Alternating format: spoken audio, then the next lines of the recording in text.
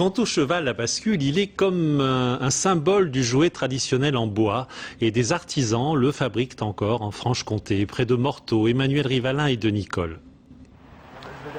À l'abri des sapins, dans les massifs du Jura, il arrive que l'on croise de drôles d'écuries. Des chevaux de bois immobiles, traînant derrière eux une longue tradition. Disons que le cheval existe depuis 3 générations. On a ressorti le cheval du grand-père et on s'est dit pourquoi pas relancer une série, voir comment ça fonctionne. Et c'est un produit qui plaît et on en vend de plus en plus. Pour faire un cheval à bascule, il faut une douzaine de pièces, de la tête au sabot. Un cheval, pour l'instant en morceaux. Il faut une planche de 2 mètres pour faire un cheval complet. On la trace, on la découpe, on la profile, on la ponce et on monte le cheval. Il est vrai que depuis X années, le cheval il est resté sensiblement le même.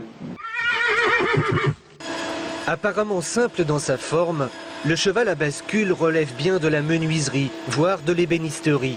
Et c'est pour cela aussi que la famille Sauge continue sa production. En 1 an et demi, on écoule environ 100-200 chevaux. Et on sait qu'on a beaucoup de plaisir à faire ça parce que là on retrouve notre vrai métier manuel de tactile. Et là on a le plaisir de toucher du bois massif. Autrefois on maquillait les chevaux. Ici, le cheval est nu pour bien marquer sa différence dans le grand hippodrome des jouets. Le cheval en peluche ou en plastique, il va durer une saison, une année. Et il est massacré parce que les gamins ils sont pas tendres avec les jouets. Là, un gars de 80 kg monte dessus, le cheval il bronche pas. Déjà fringant, un peu fier, l'animal doit encore travailler son style. Adoucir les arêtes pour ne pas blesser, polir, biseauter. Exactement comme le faisait le grand-père dans le même atelier.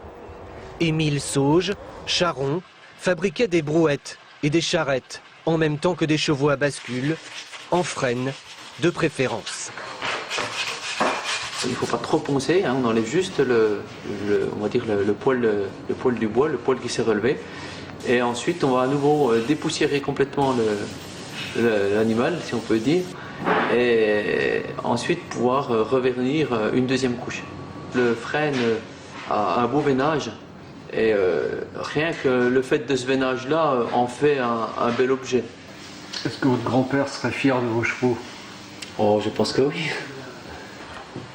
Il arrive que ces chevaux-là partent loin. Au Japon, par exemple, dans des magasins très chics, des paddocks de luxe. Qu'importe, c'est de toute façon toujours la même histoire. L'aventure qui surgit au galop et qui, à grand fracas, fait de chaque enfant un héros.